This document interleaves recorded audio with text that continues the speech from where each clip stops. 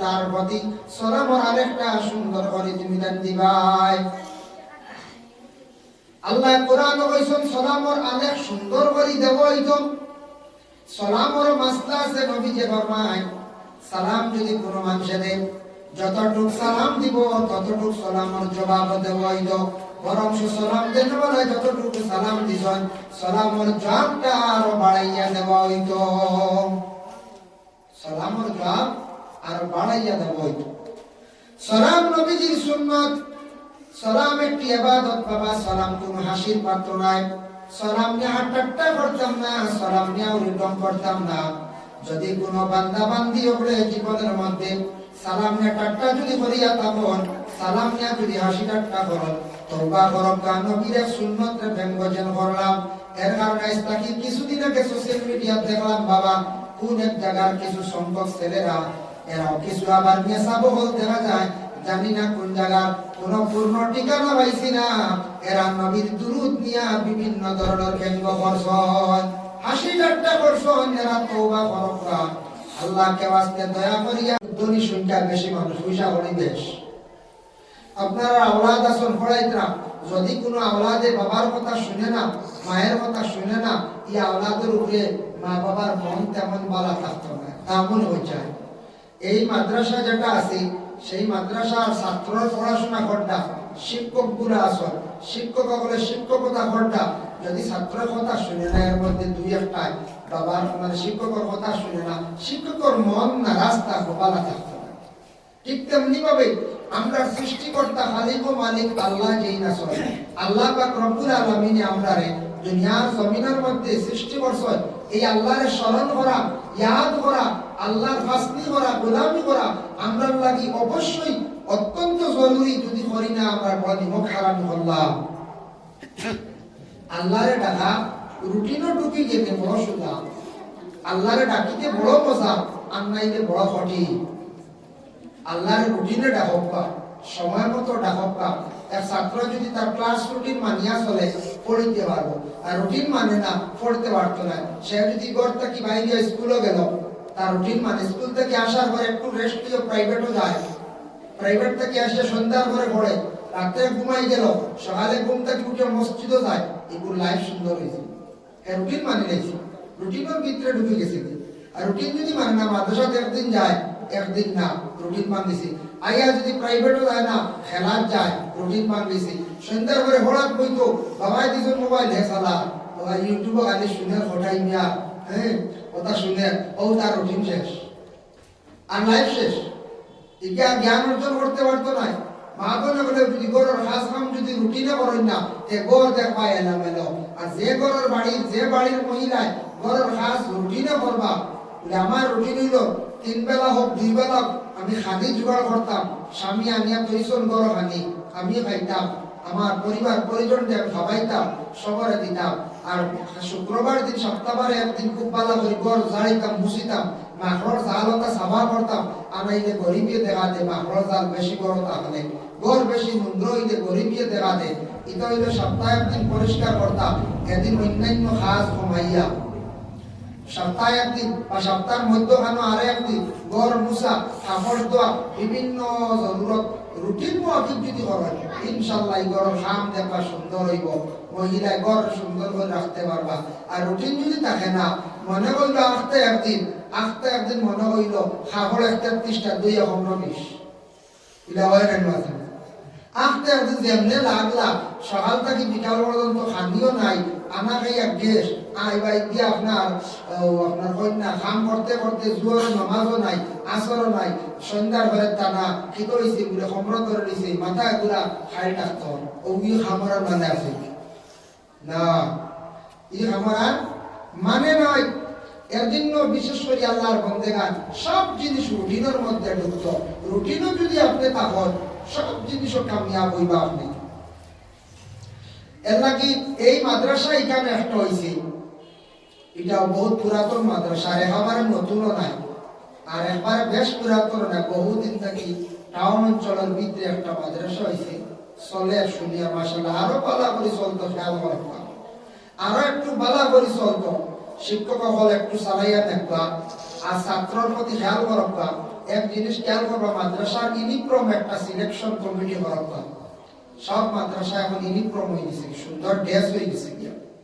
হয়তো ইউনিফর্ম আপন নাই আমার ধারণা, এমনি সাদা ড্রেস, প্লেন ড্রেস, এটা তো সারাও সাদা, সব মেসাবেও সাদা লাগায়, সব ছাত্রও সাদা লাগায়। যারা আপনার ন্যাশনাল স্কুল, বালা বালা nursery school, central school, private school, স্কুলে একটা ইউনিফর্ম থাকে, আইডেন্টি প্রুফ একটা কার্ড থাকে, ড্রেস থাকতো। আমারও মাদ্রাসা গেলে দেখবা কার্ড ছাড়া এলাও নাই, বাড়িয়েছে একটা হতো আইডেন্টি কার্ড দিয়ে ঢুকাউলাম। আইডেন্টি আই ছাত্রকে রাস্তাতে অ্যাক্সিডেন্ট হয়ে গেল, বুথ নম্বর থাকবো, ডেট অফ বার্থ থাকবো, ফুল তার ঠিকানা থাকবো, তার এটা বার্থটা মানে আইডেন্টি কার্ড থাকতো। গার্জেন হলে বানাইয়া দিলাম, মেসাব হলে বানিয়ে, শিক্ষক হলে বানিয়ে দিয়ে 50 টাকা যায়। ইউনিফর্ম থাকতো, একটা ইউনিফর্ম কমিটি স্টাফ দিয়ে সিলেকশন করতাম। সাদা কাপড় সুন্নত, সারায় পরিধান করেন। বাচ্চারা সাদা কাপড় বেশি ময়লা করিলেন, বাচ্চারা লাগে কিছু কালারের বিভিন্ন একটা কালার সিলেকশন করিয়া, হয় নিচ সাদা উপর সবুজ, হয় নিচ আপনার সাদা উপর আপনার গ্রিন, এইভাবে একটা ইউনিফর্ম হইতো। যারা প্রত্যেক প্রতিষ্ঠানে ইউনিফর্ম আছে, মাদ্রাসায় একটা ইউনিফর্ম হইতো। ইউনিফর্ম দেখলে বুঝবাই বড়রসি মাদ্রাসার ইউনিফর্ম, ছাত্রকে দেখলে চিনবাই না। ইগো ব্যাপার দিলে কোনো একটা হেরে তার মনে ওই বাবা যাইতো কি খেলা, কোনো শুরু হয়ে গেছে দিনও খেলা। এই ইউনিফর্ম লাগে ঘর থেকে বাড়ি আমরা যাইতে পারবো না, ভাই তুই মাদ্রাসার টাইম কি রে, এগুলো তো বড়রসি ছাত্র রে, ধরবাই না হয়ে যায়। অ্যাক্সিডেন্ট হয়ে গেছে লাগে তার দাগ মারা আছে, ইউনিফর্ম লাগায়, এগুলো বড়রসি ছাত্র রে। আইডেন্টি কার্ড দেখবা, দেখার পরে কইবা এগুলো তো বাড়ি অমুক জায়গা তমুক জায়গা নম্বর আছে, হর্ন মারো, অ্যাক্সিডেন্ট হয়ে গেছে, মাথায় ঘুরে পড়ে গেছে গিয়া। তার দরকার ছাত্র ছাত্র তার প্রাপ্য সম্পদ যতক্ষণ তারে দিয়া দিতা গার্জেন হলে, আর শিক্ষক হলে চালাইতা, কমিটি পরিচালনা করিয়া যাইতা। আর নাইলে শিক্ষা প্রতিষ্ঠানের কোনো বেলু থাকে না, বেলু কমে যায়। এর কারণে যখন জানি স্কুলে কত ডাক ইউনিফর্ম, উপরে শার্ট, নিচে pant, belt, ticket, identity card, জুতা, মোজা, গাড়ি করে লাগায়, সারা ভাড়া যায় না, সব পারা যায় না, সব পারা যায় স্কুলও। কিন্তু মাদ্রাসাতে গেলে হবে নাকি সবর ইউনিফর্ম হইতো, ইউনিফর্মের প্রতি ধ্যান করা। এটা আমি শুনছি একবার, প্রাইভেট স্কুল হোক মাদ্রাসা হোক, বাধ্যতামূলক প্রত্যেক স্কুলে, প্রত্যেক বেসরকারি স্কুল মাদ্রাসায় ইউনিফর্ম হইতো, এরপর আইডেন্টি কার্ড। এটা করতে লাগবে, এটা কমিটি সচেতন হইতা, গার্জেন সকলের, শিক্ষক সকলের খোঁজা হইতা। যাই হোক, একটা মাহফিল তৈরি করছেন আপনারা বহুত মেহনত করিয়া, বহু দিনে আপনারা একটা মাহফিল তৈরি করছেন, বহুত মেহনত করিয়া। মাহফিল তৈরি করতে বহুত দিন সময় লাগে, লাগে না, না হচ্ছে লাগে। আমরা মুসলমান, এক মুসলমান আর এক মুসলমানকে পাইলে কি করতাম, সামনাসামনি আমরা এত সুন্দর একটা সিস্টেম জারি করে দিয়া গেছেন আপনার নবীজি। এক মুসলমানকে আমরা মুসলমান আর এক মুসলমানকে সালাম দেই না, না সালাম দেই। কিন্তু সালাম দিলে, সালাম দেওয়ার পরে প্রায় জায়গায় জবাব হয় না, মানুষে সালামের জবাব দিতে পারেন না, প্রায় মানুষে ভুলে যায়, প্রায় মানুষে খেয়াল করেন না, খেয়ালে যায়। আল্লাহ পাক রব্বুল আলামিনের পবিত্র কালামুল্লাহ শরীফের মধ্যে আল্লাহ ঘোষণা করেন, ওয়া ইযা হুয়িতুম বিতাহিয়াতিন ফাহাইয়ু বিআহসানা মিনহা আও রুদ্দুহা। আল্লাহর যাতে জানান হে আমার বান্দারা শোনো, যখন তোমার একজন সালাম দিব, সালাম যখন তুমি পাইবাই, এক মুসলমানের তোমার যখন সালাম দিব, সালামটা দেওয়ার পরে সালামের জবাবটা তুমি সুন্দর করে উঠাইও, বিআহসানা মিনহা, তোমার পক্ষ থেকে তার প্রতি সালামের আরেকটা সুন্দর করে তুমি দান দিবাই। আল্লাহ কোরআনে কইছেন সালামের আরেক সুন্দর করে দেব। হইতো সালামের মাসলা আছে, নবী যে ফরমায় সালাম যদি কোনো মানুষে দেয়, যতটুক সালাম দিব ততটুক সালামের জবাব দেব হইতো। বরং সালাম দেন বলে যতটুকু সালাম দিছেন, সালামের জবাবটা আরো বাড়াইয়া দেব হইতো, সালামের জবাব আরো বাড়াইয়া দেব হইতো। সালাম নবীজির সুন্নাত, সালাম একটি ইবাদত বাবা, সালাম কোনো হাসির পাত্র নয়। সালাম নিয়ে ঠাট্টা করতাম না, সালাম নিয়ে উল্টন করতাম না। যদি কোনো বান্দা বান্দি ওপরে জীবনের মধ্যে সালাম নিয়ে ঠাট্টা যদি করিয়া থাকুন, সালাম নিয়ে যদি হাসি ঠাট্টা করুন, তওবা করব নবীর সুন্নতরে ব্যঙ্গজন করলাম। এর কারণে আজকে কিছুদিন আগে সোশ্যাল মিডিয়া দেখলাম বাবা কোন এক জায়গার কিছু সংখ্যক ছেলেরা এরাও কিছু আবার মেসা বহল দেখা যায়, জানি না কোন জায়গা, কোন পূর্ণ ঠিকানা পাইছি না, এরা নবীর দুরূদ নিয়া বিভিন্ন ধরনের ব্যঙ্গ করছেন, হাসি ঠাট্টা করছেন। এরা তওবা করব আল্লাহকে ওয়াস্তে দয়া করিয়া সালাম বহুত বড় একটা ইবাদত, সালামের প্রতি আমরা আগ্রহী থাকতাম। সালাম যখন করবা, সালাম করলে এক মুসলমানে আরেক মুসলমানের কাছে সালাম দিলে মন মালিন্যতা থাকলে দূর হয়ে যায়, সালামে মহব্বত পয়দা হয়ে যায়। আর সালাম ইবাদতের দ্বারা কি হয় বলে আমল নামার মধ্যে সওয়াব লেখা হয়ে যায়। তাফসীরে ইবনে কাসিরের মধ্যে সেই আয়াতের ব্যাখ্যার মধ্যে লেখছেন, কেউ যদি সালাম করেন আসসালামু আলাইকুম, এই বান্দার আমল নামার মধ্যে 10 নাকি আল্লাহ দান করেন। যদি বলেন আসসালামু আলাইকুম ওয়া রাহমাতুল্লাহ, 20 নাকি আল্লাহ দান করেন। যদি কেউ সালাম করেন আসসালামু আলাইকুম ওয়া রাহমাতুল্লাহি ওয়া বারাকাতুহু, এই বান্দার আমল নামার মধ্যে 30 নাকি আল্লাহ দান করেন। হোক সুবহানাল্লাহ। এতে বুঝা যায় লম্বা সালামও সওয়াব বেশ, বাকি সালামও সওয়াব একটু কম। যদি ভারত লম্বা করে করবা না তুমি বাকিও করবা। সালাম যেই সময় একজনে করলাম, জবাবটা সুন্দর করে আপনারা আমার আদায় করার চেষ্টা করতাম, ওয়া আলাইকুমুস সালাম ওয়া রাহমাতুল্লাহ। সালাম দেওয়ার পর একটা আমি ঘটনা আপনাদের সম্মুখে বাবা আনতে চাই। হযরতে উসমান গনি রাদিয়াল্লাহু তাআলা আনহু একদিন হযরতে ওমর আল ফারুক রাদিয়াল্লাহু তাআলা আনহুর সালাম দিছলা, তার সালামের জবাব পাইছেন না। উমরে সালামর জবাব দিছেন না, জবাব না পাইয়া উসমান গুসা করিয়া দুঃখিত হইয়া বিচার গিয়া দিছেন হযরতে আবু বকরের কাছে। হইরা ভাই আবু বকর, নবীজি তো দুনিয়ার জমিনে নাই, তোমার কাছে একটি দুঃখ প্রকাশ করতাম, অতএব বিচার দিতাম বলে কি বলে আমার ভাই ওমরের সালাম করলাম, আমার ভাই ওমরের সালামের জবাবটা দিলা না, কোন দুঃখে কোন কারণে আমি ওখানটা জানতে চাই। হযরতে আবু বকরে ওমরের খবর দিয়া নিকটে নিলাম, ইয়া কইলা ও বউ ওমর, তুমি কেন আমার ভাই উসমানের সালামের জবাব দিলাই না? হযরতে ওমর রাদিয়াল্লাহু তাআলা আনহু উত্তর দিলা, কইলাম শোনো ভাই আবু বকর, নিজের কানে আমি শুনছি না, যদি শুনতাম তাহলে আমি তার সালামের জবাবটা দিলাম, মানে শুনছি না গতিকে আমি সালামটা দিছি না। এর কারণে আল্লাহর বন্দেগান হযরতে আবু বকর কইলা, ও উসমান তুমি দুঃখিত হইও না, তাই সালাম শুনছেন না, শুনলে জবাব দিলাও না, যদি শুনিয়া জবাব দেন না তাহলে মানুষ গুনাহগার হইবা। নবীজি কইছেন, নবীজি কইছেন গুনাহগার হইবা।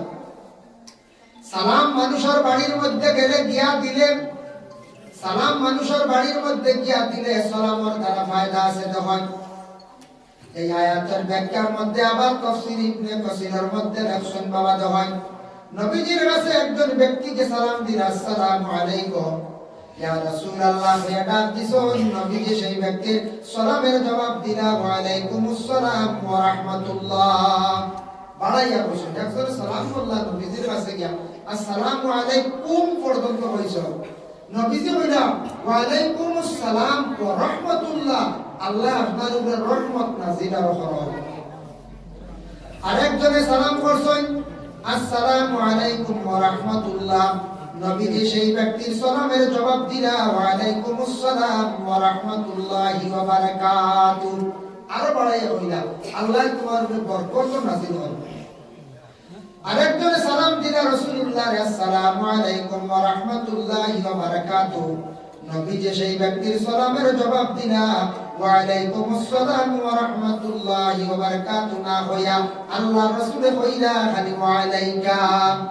এই ব্যক্তি প্রশ্ন করলা, ইয়া রাসূলুল্লাহ আমি আপনার অত লম্বা সালাম দিলাম, আপনি খালি ওয়া আলাইকা কইলা। নবীজি কইলা তুমি সালাম পুরা দিলাইছো, গতিকে আমি আর ওয়া আলাইকা কইয়া আমার পক্ষ থেকে তুমি যা সালাম দিছো তা আমার পক্ষ থেকে জবাব দিলাইছি। সুবহানাল্লাহ। কিন্তু ওয়া আলাইকা কইয়া আমরা জবাব দিতাম না, এটা নবীজির লাগি খাস। নবীজি আলী বলেছেন ওয়া আলাইকা, আমরা এটা কিন্তু কইলাম না। দেখো কোরআনের মধ্যে একটি আয়াত নাযিল হইছে, আরব দেশে এক সময় আসলো বড় ভয়ানক একটা আওয়াজ আসলো। আজকে আপনারা শহর অঞ্চলের মানুষ বসবাস করতাম, আপনার বাড়ি সেই বাসে প্রায় বাড়ির তো গেট আছে নানা গেট লাগাই, কিছু বাড়ির তো গেটের ভিতরে আছে কুকুর রাখা। কেউ যদি ওয়াল দিয়ে ঢুকো কুকুর বলবো আপনি কিছু হবেন না, কুকুরও রাখা আছে, সেই দিন বললেন কুকুর রাখা আছে, কুকুরের সিকিউরিটি প্রথম সেই গেট আছে, 2 নম্বরে আপনার কুকুর আছে। আরবের সময় এইভাবে আসলো, আরব গেলে দেখবে এখনো খোলা ময়দান বেশিরভাগ, তবে খোলা হইলে পর্দার হুকুম আছে, গেট আছে, বড় বড় আরবি আপনার বাড়ির মধ্যে গেট আছে। গেটের ভিতরে আপনি ঢুকতে পারতেন না, সিসি ক্যামেরা তাদের প্রতিঘরের মধ্যে আছে, এটা বাধ্যতামূলক।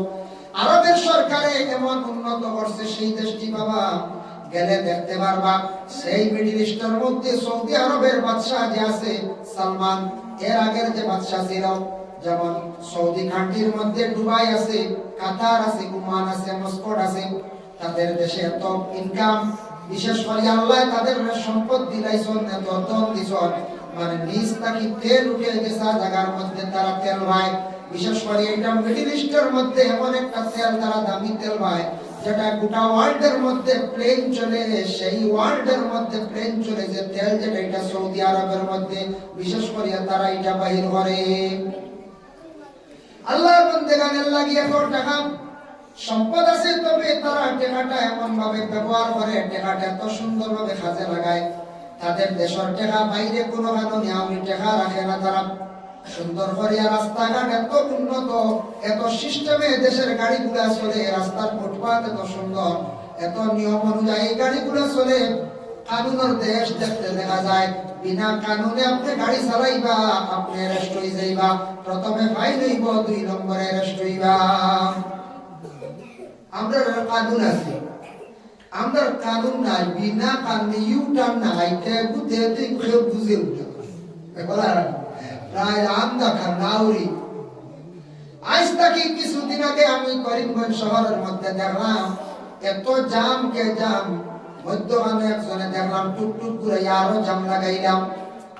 একদিন আরেকদিন দেখলাম এক জানি না টাউনের ছেলে সন্তান হইবা এমন ভাবে গাড়ি রাখছেন, হওয়ার পরেও সরাইলাম, এমন জাম লাগছে বাবা, দেখিয়া নিজে অবাক। কিন্তু আরব কান্ট্রির জায়গায় জায়গায় সিসি সিটিং আছে, তার তুলনায় দেখা যায় আমরা ভারতবর্ষ বহুত পিছনে। ভারতবর্ষে কি টাকা নাই? টাকা আছে বাবা, অটাল সম্পদ আছে, ধন দৌলত আল্লাহ দিয়েছে, বহুত উন্নত দেশ আছে, কিন্তু এইভাবে দেশ পরিচালনা করতে গিয়া, দেশের যে বিভিন্ন সিস্টেম চালু করতে গিয়া আমাদের দেশের সরকাররা বাইরা দেশে গিয়ে ভ্রমণ করিয়া দেখিয়া কিছু অভিজ্ঞতা করিয়া দেশে কিছু উন্নত করবা, কি যা সুন্দর সিসি ক্যামেরা লাগায়, সিট বেল্ট ছাড়া আপনার গাড়ি উঠিতে ডাইরেক্ট ক্যামেরা আগে বাইর করে, পুলিশে দেখা লাগে না, পুলিশ নাই, সিট বেল্টের ক্যামেরা একগে মারবো ভাই, স্পিডের একগে মারবো ভাই, আপনি যেখানে গাড়ি ঘুরাইলে মারবো ভাই, বুঝেছেন? ইউটার্ন আপনি যাইতেও লাগবে, অমুক জায়গাতে কোন কৌশলে আপনি যাইতা, এটা আপনার কতটা স্লো মোশনে যাইতা, লেখা আছে 120 180, ছোট গাড়ি 120, বড় গাড়ি 100, এরবারে 80ও আছে লোড গাড়ি, এইভাবে সিস্টেম দিয়া দিছে। কোন আছে 40 40 হইলো কি 45 হইলো লগে লগে ক্যামেরা ফাইন মারিয়া আছে আপনার বাড়ি পাই, মানে মোবাইল হয়ে গেছে ফাইন দিলাই। এত কানুনের দেশ মিডল ইস্ট এত উন্নত হয়েছে কি কয়েক ব্যাপারে কিছু কারণে দেখা যায় এত উন্নত, কিন্তু আমরা আর দেশের ট্রাফিক জ্যাম, আমরা দেশের নিয়ম কানুন নাই, শহর অঞ্চলে টাউনে বাইরে দেখা যায় সাইড নাই, ট্রেনের মানে গেট যখন ফেলাই ইঞ্জিন এখান যাইতো, ট্রেন যাইতো, ঘুরাইতো, এই সময় দেখো ওদিকে সাইড লাইন ওদিকে সাইড লাইন, খেয়ে হার আগে যাইতাম ওরা শুনে নেবেন যায়। আর যেমনি জাম লাগে, জামে কত ঘন্টা যায়, ও ছোট্ট একটা স্টেট মিজোরাম গেলে দেখবা, মিজোরাম সিটি গেলে দেখবা হরন নাই, এরা তো আমরা লাগান মানুষ, আপনি হরন আউরি টাউনে বাড়তে পারতেন, আমরা তো করিমগঞ্জ শহর যার বদল বুঝাই জানি হরনের দ্বারা বন্ধ করা যায় না। আমরা তো বিবেকবান, অত জ্ঞানী মানুষ, আমরা অত জ্ঞান থাকা সত্ত্বেও আমরা হরন ফেলে দেওয়া লাগতো, যা যা স্পিডে চলি না, সিগন্যাল আছে সাইড প্লাস চালাও না, গাড়ি চালাও না, এবারে পথ দেও না, আমরা তো পথ হরন 3টা না মারলে মানুষ সাইডে লইবে, মানছে বুঝো গাড়ি এলে এমন মারতা না মারলে তো জেল হয়ে যাইবা। আর পয়সা হইব ভাই তোরা লাগাই দিলে তো আল্লাহ দিছে বেল কি করিয়া নামে দিবে না উনা আনিও 6,000 লই নিব কত লাভ বেল কি জানো বুঝেছি তাহলে কই এক টাকা তোলে চূড়া খালি ধাক্কা মারছে বুঝছরে এক মানুষ আছে সব জায়গা তো আর বাদে বেটা করিয়া মুখে দিবে না আছে না আনি বলে না আনে বুঝেছি বাবা 6,000 টাকা দিয়ে শুনাইছি বিকালে বেটা বাড়ি তুলে বাদে বিকালে বাড়ি তুলে কতখান মানে বেলক জানে মানুষে ইগুন অবৈধভাবে আনিয়া খাইলা চূড়া লাগি গেছে ব্যক্তিক্রম অ্যাক্সিডেন্ট হয়ে গেছে আচ্ছা মেডিসিনের পয়সা 1000 ঘন্টা দেখবা আপনার মান ব্যান্ডেজ করবা উদ্দেশ্যে বড় কিচ্ছু হইছে না আনি ফোর্স উল্টিয়া ভরা উল্টিয়া বাস স্ক্যান করা লাগে সিটি স্ক্যান লাগে মাথা দুপাইছে বুঝবাই সুযোগে সিটি স্ক্যান জীবনে ভোট করা দেখলো না ও সুযোগে সিটি স্ক্যান লাগবে এক্সরে লাগবে কত দূরে বাড়ি মারছে ই বাজু নাই বিকালে বাজছে যখন 6000 লইয়া আর বেদান বেটা বাজার আনে বলে কিওর সিটি স্ক্যান আর কিওর আপনার সোনোগ্রাফি হাই যে হাসতানো গিয়া বসেছি আমরা ইমান হানো আমরা ও যদি বন্দার ভিতরে যদি ইমান মান থাকতো সঠিক ইমান বন্দার হাইসিয়তে এরা দুঃখবাজি বললা না এর লাগে দুঃখ লাগে বাবা আমরা রাস্তাঘাটে চলতে অনেক অসুবিধা হয় অটো চালক যারা আছি আমরা ছোট্ট গাড়ি যারা গাড়ি ড্রাইভার আছি বিশেষ করে আমরা টুকটুক আমরা বিশেষ করে আমরা যারা চালাইয়া কিছু যেটা রাস্তাঘাটের নিয়ম কানুন আছে আমরা যদি মানিয়া চলে যাই তাহলে রাস্তার ট্রাফিক জ্যাম থাকি আমরা বাঁচিলাম আমার খুব ভালো লাগছে আমি মিজোরাম গিয়া দেখলাম হরন নাই এক গাড়ির পিছনে আরেক গাড়ি আর ওই ওভারটেক করতে পারতেন আপনার দল পাকড় হরাইব ভাই বলার আগে শুনেন মিজোরাম গেলে দেখো ও সাইসে না দুইশো সাই যায় কি সুন্দর টানোর ভিতরে কেউ যাইবার লাইন নাই ও মিজোরাম আর আমরা আসাম এখন তো আত্মা কি বহুত ভালো হইছে মাশাআল্লাহ আগে তো আসামর সিট বেল্ট হোক বা ড্রাইভিং লাইসেন্স এটা খুব কম আসলো একবার করা হইছে না ঠিক তেমনি ভাবে যদি বর্তমান সময়ে দেশে গাড়ি বাড়িছে ঘরে ঘরে গাড়ি হইছে আমার ধারণা প্রায় 60-70% গাড়ি হয়ে গেছে গিয়া আমাদের দেশ কিন্তু এশিয়া মহাদেশের মধ্যে অন্যান্য দেশের তুলনায় অতুলনীয় একটি দেশ বাবা কিন্তু মিডল ইস্টের জন্য অতুলনীয় নয় আপনারা বাইরে ইউরোপ কান্ট্রি যাবা মিডল ইস্টে যাবা গেলে দেখা যায় এশিয়া মহাদেশের মধ্যে আমরা দেশ কখনো পর্যন্ত পিছপড়া ওইবার দেশের ইয়ে গিন্দা বলতেন যেমন দেখছি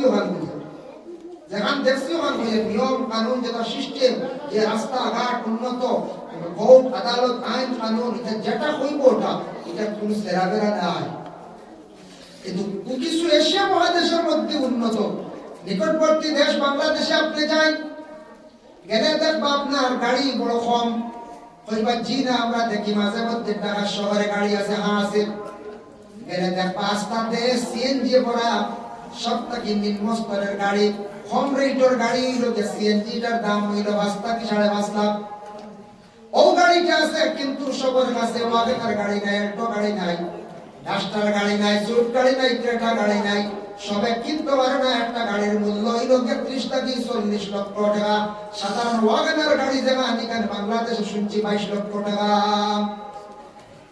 কারণ সেই দেশে ফাইন্যান্স নাই দেশে গাড়ি বনে না ভালো ইঞ্জিনিয়ার নাই ভালো বৈজ্ঞানিক নাই এর কারণে দেশে একমাত্র একটা মোটর রিক্সা বানিয়ে দিয়েছে আর তারার দেশ বাংলাদেশে একটা মোটর রিক্সা বনছে শুনছি ভাবে আর বনছে নৌকার একটা মোটর বনছে আর জাহাজের মেকানিক যেগুলো বাইরের থেকে আনা হয় গাড়ি ইন্ডিয়া থেকে কিনে নেওয়া হয় বাজাজে গাড়ি দিছে হুন্ডাইয়ের কিছু গাড়ি দিছে বাইরে আপনার জাপানে গাড়ি দিছে কয়েকটা গাড়ি সীমিত কিন্তু আমরা সেই ভারতবর্ষে গাড়ি সরকারে এমন ফ্যাসিলিটি দিছে আপনি 50,000 টাকা জমা দিবে গাড়ি পাই দিবে ভাই না গ্যারান্টারও লাগে না কত সুবিধা দিছে এত ফায়দা হইছে কিন্তু গাড়ি বাড়িছে কিন্তু গাড়িটার নিয়ম শৃঙ্খলায় যদি আমরা চালাই পঞ্চায়েত গাড়ি রাস্তা জাম হইব না জি না কিন্তু নিয়ম কানুনটা আমরা মানি না গতিকে বড় কষ্ট পাই টাউন অঞ্চলে গাড়ি রাখার জায়গা নাই গাড়ি যদি রাখি বা যাওয়া আরম্ভ করি খালি জাম আমরা আল্লাহর বান্দাগণ এর জন্য খোদার প্রসঙ্গে আমি আপনাদের সম্মুখে বিশেষ করে আনলাম আলোচনা গেলাম আপনাদের বাড়ির সম্মুখে গেটটা গেছে আরব দেশে অনেক সময় ছিল বাবা সে আরব দেশের মধ্যে মানুষের ঘরের মধ্যে যাইতো গিয়া কোনো ইজাজত লাগতো না বিনা ইজাজত